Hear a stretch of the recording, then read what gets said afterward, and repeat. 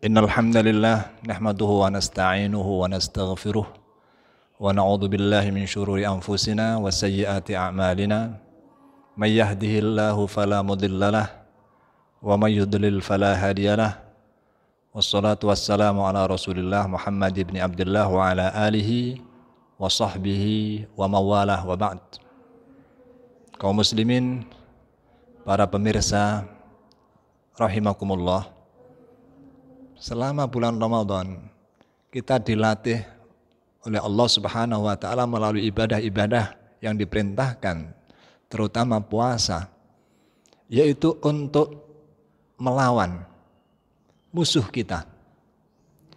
Nah, musuh manusia itu ada dua. Yang pertama adalah makhluk gaib yang tidak kasat mata yang disebut dengan syaitan. Yang kedua adalah hawa nafsu kita. Nah, syaitan itu adalah musuh orang-orang beriman. Inna syaitana lakum aduwwun fattakhidhuhu aduwwa. Dalam surat Al-Fatir ayat 6, surat Fatir ayat 6 Allah berfirman, Inna syaitana lakum adu, sesungguhnya setan itu adalah musuh bagimu. Fattakhidhuhu aduwwa, maka jadikanlah syaitan itu musuh bagi kamu.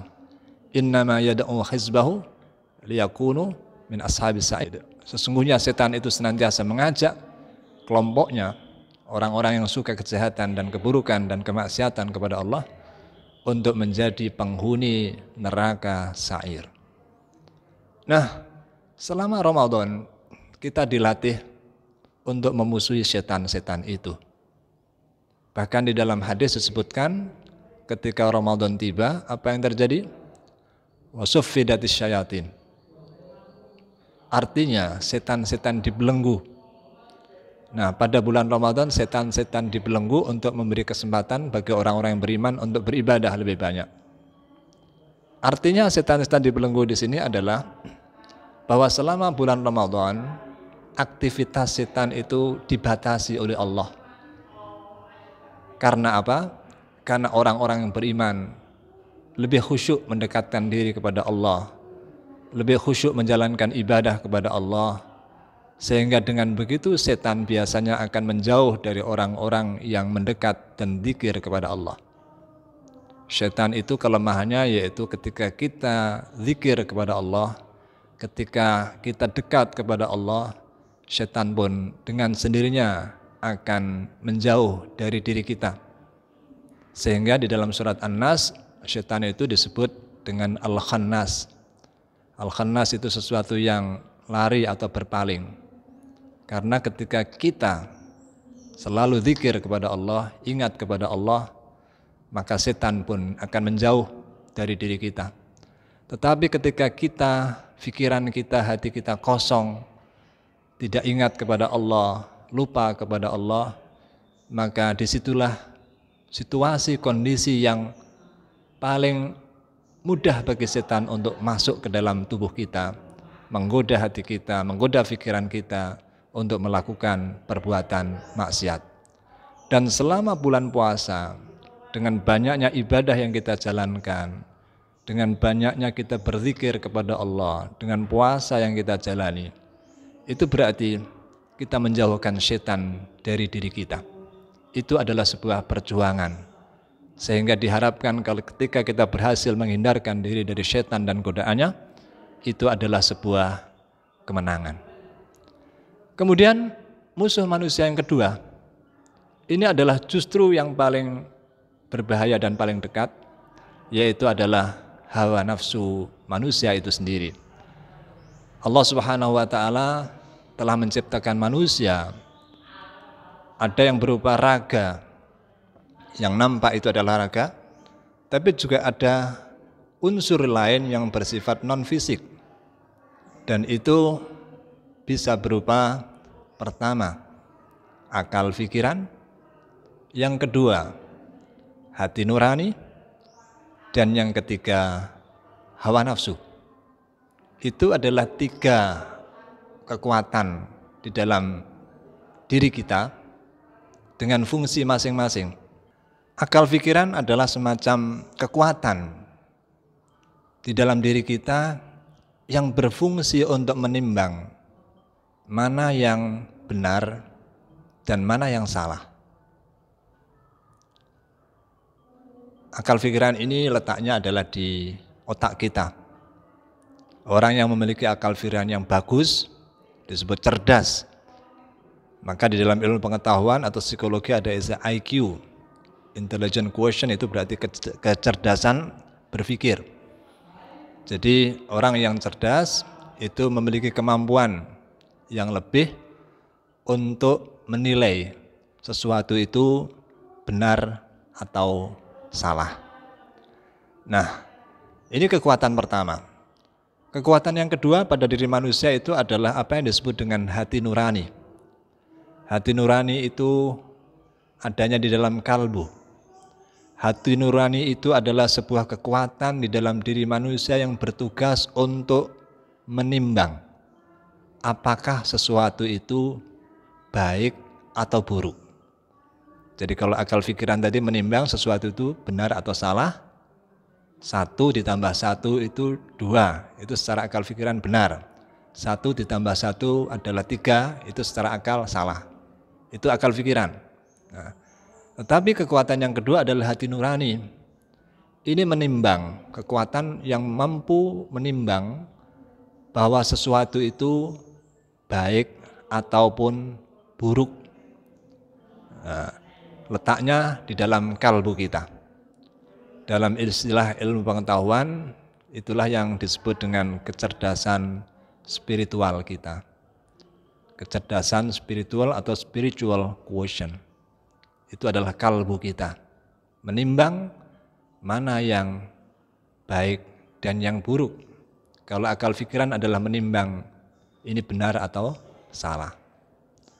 Kemudian selain dua kekuatan tadi di dalam diri manusia juga ada kekuatan yang ketiga, yaitu hawa nafsu.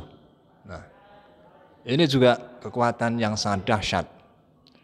Hawa nafsu itu adalah sebuah kekuatan di dalam diri manusia yang menggerakkan manusia, baik jiwanya atau pikirannya, untuk melakukan aktivitas dan usaha tertentu. Nah, tujuannya adalah untuk meraih kesenangan, untuk meraih keinginan-keinginan. Jadi hawa nafsu itu isinya adalah keinginan dan ambisi dan kemauan. Nah, memang dengan kekuatan hawa nafsulah manusia mencapai prestasi-prestasi, memiliki motivasi untuk mencapai sesuatu tertentu, untuk meraih sesuatu yang diinginkan. Nah, hanya saja kemudian kekuatan itu sering harus menabrak norma-norma kebenaran atau norma-norma kebaikan. Nah, ini menjadi masalah.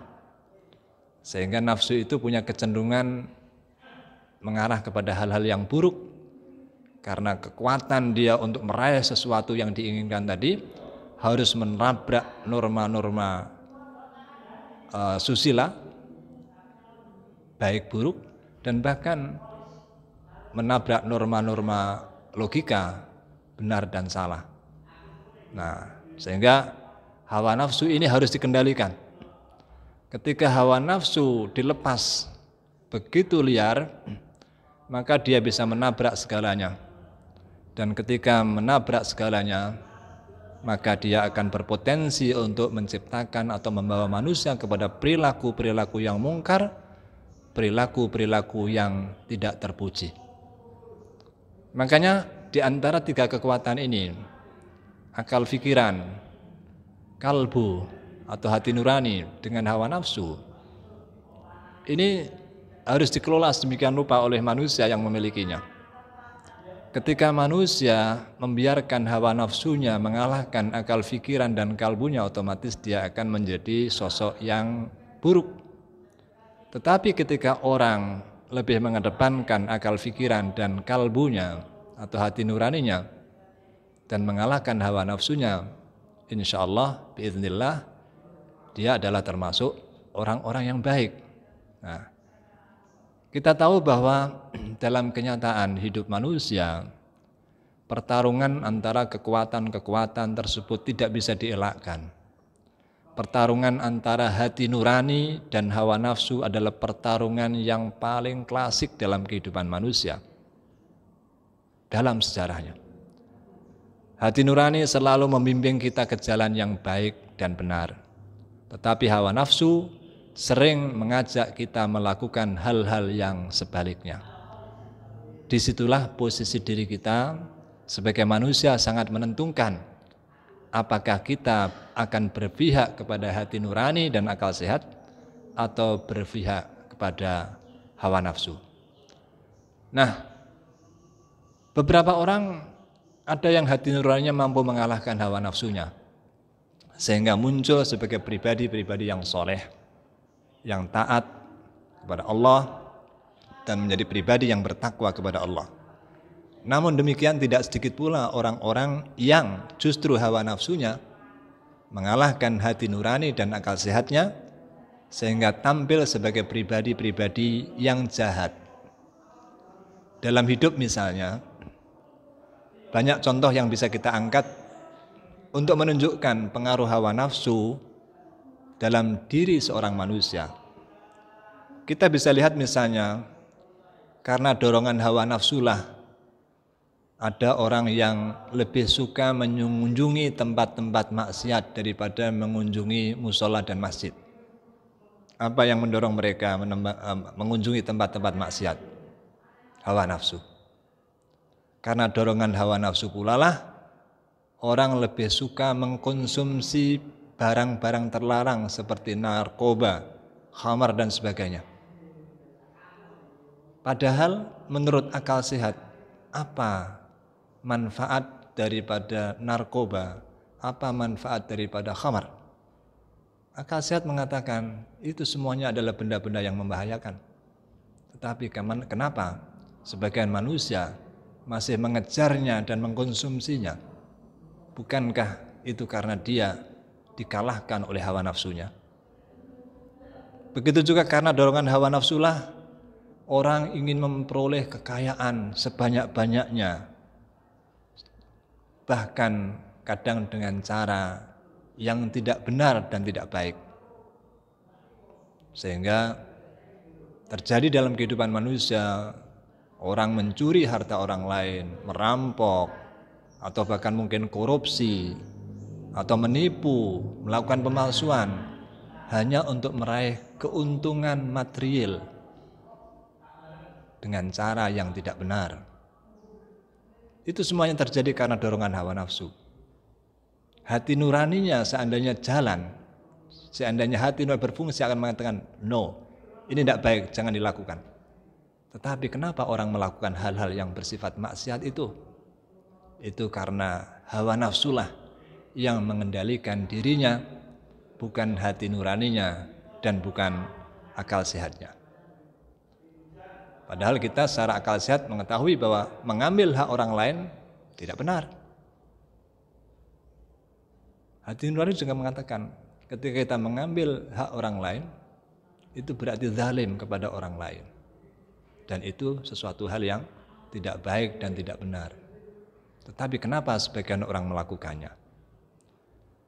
Karena dorongan hawa nafsu pula lah orang ingin meraih kekuasaan. Meskipun dengan cara-cara yang tidak baik dan tidak benar. Sehingga dalam kehidupan manusia ada istilah persengketaan, persaingan, permusuhan, saling sikut menyikut, tendang menendang, ada perkelahian, bahkan kadang berakhir dengan pembunuhan. Itu kenapa?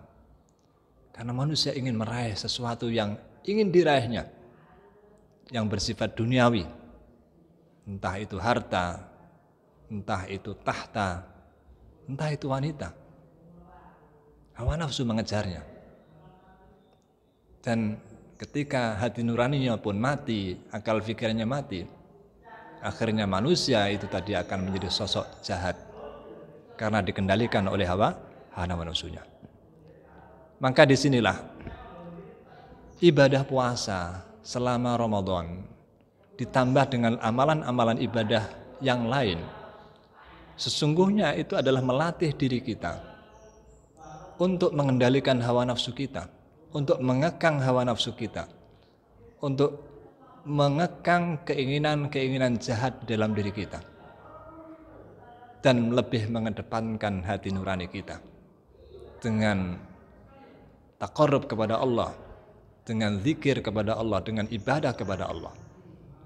Nah, itulah tujuan daripada ibadah-ibadah di bulan Ramadan. Puasa itu pada hakikatnya adalah mengendalikan diri. Dan ternyata yang dilatihkan oleh Allah pada kita saat kita berpuasa adalah mengendalikan diri dari keinginan hawa nafsu kita. Entah itu nafsu makan dan nafsu minum. Nafsu itu kan sesungguhnya keinginan. Keinginan makan, keinginan minum dikendalikan. Termasuk juga nafsu syahwat, nafsu birahi dikendalikan selama puasa. Juga nafsu-nafsu yang lain, keinginan untuk berbuat jahat, berbohong, mencuri, mengambil hak orang lain, menganiaya orang lain, itu semuanya harus dikendalikan. Jadi puasa pada hakikatnya melatih kita untuk mengendalikan hawa nafsu kita. Nah, ketika kita mampu melaksanakan mengendalikan hawa nafsu kita, maka disitulah kita menjadi orang yang menang. Menang atas siapa? Menang atas diri kita sendiri, yaitu menang atas hawa nafsu kita sendiri. Sehingga di dalam hadis Rasulullah bersabda, siapa sih orang yang cerdas itu dan siapa sih orang yang bodoh? Orang yang cerdas digambarkan oleh Rasulullah sebagai al-qayyis, dan orang yang bodoh atau lemah dikatakan sebagai orang yang ajiz. Apa ciri orang yang cerdas dan apa ciri orang yang bodoh? Rasulullah bersabda, al-qayyisu man dana nafsahu wa amila lima ba'dal maut. Orang yang cerdas itu adalah orang yang mampu menaklukkan hawa nafsunya, mampu mengalahkan hawa nafsunya. Wa amila lima ba'dal maut, dan senantiasa melakukan perbuatan-perbuatan untuk kepentingan setelah matinya. Kalau yang menguntungkan setelah mati adalah amal-amal baik, maka dia senantiasa menyukai amal-amal baik. Kalau seandainya amal-amal perbuatan-perbuatan jahat, perbuatan buruk itu justru merugikan setelah mati, maka dia pun tinggalkannya. Itulah orang cerdas. Dan untuk itu dia harus mengendalikan hawa nafsu, karena hawa nafsu adalah sebuah kekuatan energi yang senantiasa menyuruh kita untuk melakukan hal-hal yang mungkar. Maka orang cerdas adalah orang yang bisa mengendalikan hawa nafsunya dan senantiasa melakukan perbuatan yang menguntungkan dirinya untuk kelak di hari akhir. Hal-hal yang merugikan dia di hari akhir dia tinggalkan. Itulah al-qayyis, orang yang cerdas. Kemudian wal ajiz. Wal ajiz itu orang yang lemah, orang yang bodoh. Apa cirinya? Wal ajizu man ittaba'a nafsahu hawaha wa tamanna 'ala Allahil amaniyah. Orang yang lemah, orang yang bodoh adalah orang yang senantiasa menurutkan dirinya pada hawa nafsunya. Berarti dia ditaklukkan oleh hawa nafsunya. Dia hidupnya dikendalikan oleh hawa nafsunya. Akhirnya ketika seseorang itu ditaklukkan, dikuasai oleh hawa nafsunya, amal perbuatannya akan cenderung kepada hal-hal yang jelek, yang mungkar, yang tidak diridhoi oleh Allah. Tetapi sebagai manusia, dia mungkin bercita-cita untuk mendapatkan kebahagiaan di hari akhir. Tetapi kehidupan dia tidak mendukung dia untuk mendapatkan kebaikan di hari akhir. Amal-amal perbuatannya tidak baik, dan itu bukanlah jalan untuk bisa mengantarkan dia kepada kebahagiaan di akhirat. Sehingga dikatakan dalam hadis, man atba'a nafsahu hawaha, yaitu orang yang menurutkan dirinya pada hawa nafsunya, wa tamanna 'ala Allahil amaniyah, dan dia hanya mengharap rahmat Allah itu hanya berupa angan-angan belaka. Dia ingin masuk surga, dia ingin selamat dari neraka, tapi hanya angan-angan belaka, karena dalam realitanya dia tidak melakukan upaya untuk mewujudkan dan meraih apa yang hendak dia angankan. Karena apa? Karena kehidupannya dikuasai oleh hawa nafsunya. Ketika seseorang hidupnya dikuasai hawa nafsunya, maka bisa dipastikan amal-amal perbuatannya, tindakannya, ucapannya, perbuatannya akan cenderung buruk dan itu tidak diridhoi Allah Subhanahu wa taala. Memang hawa nafsu itu adalah sesuatu hal yang fitri yang dipasangkan oleh Allah pada setiap manusia. Tidak ada orang yang tidak punya hawa nafsu. Dan hawa nafsu itu tidak bisa dimatikan. Tetapi ia harus dikendalikan. Maka tugas kita adalah mengendalikan hawa nafsu, membatasi hawa nafsu sehingga tidak sampai melanggar kepada syariat Allah Subhanahu wa taala. Dalam hadis yang lain disebutkan, la yu'minu ahadukum hatta yakuna hawahu taba'an lima ji'tu bih, kata Rasulullah. Tidaklah beriman salah seorang di antara kalian sampai hawa nafsunya itu mengikuti pada ajaran yang aku bawa, yaitu agama Islam. Artinya hawa nafsu itu boleh disalurkan, tetapi dalam koridor aturan syariat. Boleh makan, boleh minum, boleh. Itu adalah keinginan hawa nafsu kita. Tetapi jangan sampai memakan yang haram, minum yang haram, tidak boleh. Kita boleh berhubungan suami istri, boleh. Tetapi pada koridor syariat, siapa yang dibolehkan? Yaitu kalau sesama suami dan istri. Bukan istri orang lain, bukan suami orang lain. Itu ada koridor syariat. Maka hadis tadi mengatakan, la yu'minu ahadukum, tidak beriman salah seorang di antara kalian sampai hawa nafsunya itu mengikuti kepada ajaran yang aku bawa, yaitu ajaran Islam. Inilah para pemirsa sekalian, dengan selesai Ramadan, harapannya memang kita menjadi orang-orang yang menang atas musuh kita yaitu setan, menang atas musuh di dalam diri kita yaitu hawa nafsu kita. Sehingga ketika berakhir Ramadan, kita menjadi orang-orang yang menang. Persoalannya, jangan-jangan ketika berakhir Ramadan, justru kita menjadi orang yang kalah kembali. Karena kemenangan tadi diraih melalui proses ibadah-ibadah yang luar biasa, perjuangan yang luar biasa. Maka kalau setelah Ramadan berakhir, kemudian diri kita kembali kepada kebiasaan-kebiasaan sebelum Ramadan, semangat ibadahnya kita melemah, upaya untuk memperkuat hati nurani kita juga berkurang, dan kita memberikan ruang bagi hawa nafsu kita untuk melakukan operasinya dan usaha-usaha untuk menggoda diri kita, maka ada potensi kita akan menjadi orang yang kalah kembali justru dengan berakhirnya Ramadan. Karena itu euforia kemenangan di hari fitri, di hari raya Idul Fitri harus kita evaluasi dengan cermat dan tidak menjadikan kita itu bereuforia dengan kesenangan. Karena kalau ketakwaan itu tidak bisa kita jaga, ketaatan kepada Allah tidak bisa kita jaga seperti pada saat Ramadan, ada kemungkinan kita akan kembali menjadi orang-orang yang kalah terhadap godaan setan, kalah terhadap hawa nafsu kita sendiri, sehingga kita terjerumus menjadi orang-orang yang tidak bertakwa kepada Allah Subhanahu wa taala. Wa na'udzubillahi min dzalik. Mudah-mudahan uraian ini sedikit bisa memberikan penjelasan atau mungkin pencerahan bagi kita semuanya tentang memaknai hari Idul Fitri sebagai hari kemenangan. Mudah-mudahan memang betul Idul Fitri akan menjadi kemenangan bagi kita semuanya kalau kita konsisten dan istiqomah dengan amal-amal soleh yang sudah kita bangun selama bulan Ramadan dan kemudian kita lanjutkan pada hari-hari setelah Ramadan. Dengan begitu insya Allah kita akan menjadi orang-orang yang menang dalam arti yang sesungguhnya. Kemenangan yang kita bangun, yang kita inginkan adalah kemenangan permanen, bukan kemenangan sesaat dan setelah itu kita kemudian menjadi orang yang kalah kembali. Aqulu qouli hadza wa astaghfirullah wa lakum wa lafu minkum. Wassalamualaikum warahmatullahi wabarakatuh.